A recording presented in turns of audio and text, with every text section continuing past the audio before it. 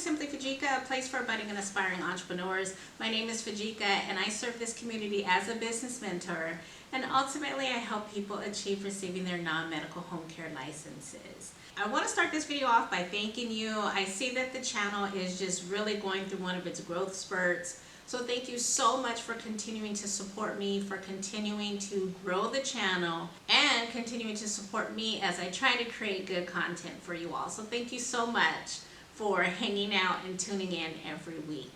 So today I want to talk about diversification. So I spent a lot of time talking to you all about putting together your home care agencies, trying to bring new and fresh ideas, and today is no exception. Today, I want to specifically talk about how you can diversify your services. So, if that is of interest to you, then please stay tuned. So in today's video, I'm not going to spend so much time talking about personal care services. If you have a non-medical home care agency, and even if you have a home care agency, we tend to offer support with ADLs. ADLs is, of course, activities of daily living. Because that is a common service, I'm not going to include that in this video. But I will start the video with my first tip, which is companionship services. So companionship services are just what it suggests. This person is looking for a companion. To sum this type of service up, you are providing social interaction with this particular client. So this can include activities such as reading books, going to parks, going to the movies, maybe taking an outing at the mall. This person is willing to pay for that social interaction. So typically this is someone who lives on their own. Maybe they don't have a lot of family or have a lot of interaction with their family, and so they are seeking this type of relationship, this type of companionship to help them live day to day. The second service that can help differentiate your home care agency is housekeeping or house maintenance. Now, I am not suggesting that you have your caregivers out there mowing lawns and raking leaves. That is absolutely not the suggestion. That is not what your caregivers are there for. However, if your client is looking for someone to once, twice a week to lightly clean the living area, potentially do some dishes, light grocery shopping. Maybe the client is really not up to going out and getting the groceries, so they may send you to do groceries, paying bills for them. Just anything that will kind of keep up the maintenance of their home and lifestyle. That could be an additional service. That can be an additional fee. And so you really want to understand what it is the client needs so that you can make an assessment on what services that this client will benefit from. The next tip I want to touch on is transportation services. Now, I will share with you, I've shared this with some of my clients when I initially started my home care. I have to laugh at myself. I was so green and so naive. I just knew that I was going to carry an insurance policy and I was going to have my caregivers on my insurance, and we were going to do this and we were going to do that. The reality is those types of policies are super expensive. And so a lot of times, like I'll use my mother-in-law as an example, she does have her particular vehicle outfitted to fit her wheelchair.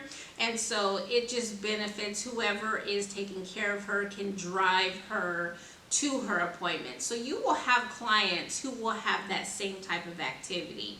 If you do not, and you don't feel comfortable, or you don't have the type of insurance that will allow you to carry someone inside of your car, you can accommodate that client's needs utilizing Uber, Lyft, and other similar rideshare services. So this is a way that you can accommodate that. A lot of times that takes the heavy lifting off of the client to have to worry about calling the Uber, scheduling it, all of that good stuff. Because you are there and because you're providing a service to them, this is something that you can take on behalf of the client. The next suggestion I have for you is nutrition and wellness programs. Listen, you hear this all over the place. We are just leaving May, which is National Mental Awareness Month. And so having these types of programs to really institute mental health and just overall wellness is something that you can have as a service for your clients. So this looks like you developing programs based on nutrition, It could be that you implement some type of physical programs. Maybe it is that you're walking 2 to 3 times a week, those types of things. Remember, if you're a non-medical home care agency, you have to be careful here. You're not providing skilled nursing. However, you still can implement nutritional and wellness programs just to bolster this person's way of life. You can tailor meal planning and fitness to this person's needs, to your client's needs. These programs can promote healthier lifestyles and prevent nutritional related issues. The last suggestion that I may have here is pet care. Now listen, pet care is not for everyone. However, so many people have pets and they love their pets as children. But just because your client has a pet, that does not mean that you take on taking care of that pet because they're your client. But you can certainly implement this as a service. So this could be something as small as grooming. It could include walking. In this stage of our client's life, the pet is most likely supplying emotional support. With that being said, any services that we can offer to help our clients take care of their pets is going to be a win-win for us and our client.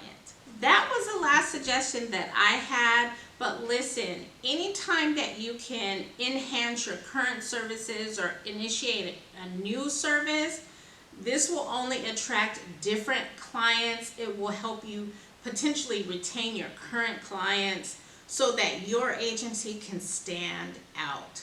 If you liked today's content, I would appreciate if you liked the video. Make sure you subscribe to the channel and then hit that bell notification so that you're notified every time I release a new video. By now you probably know that I have published my first book, Goodnight Boo. I will have information for that in the video description. I would appreciate your support. That's all I have for you all today. Stay blessed. I am so excited to share that I have published my first book, Goodnight Boo.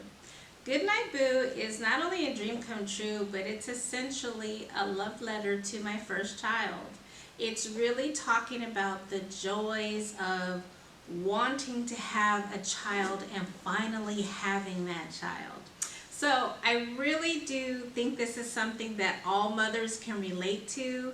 We certainly love our babies. We want the best for our babies. And this book celebrates that. So if you would like to support me and purchase a copy of the book, the link is in the description. As always, I want to thank you for your support.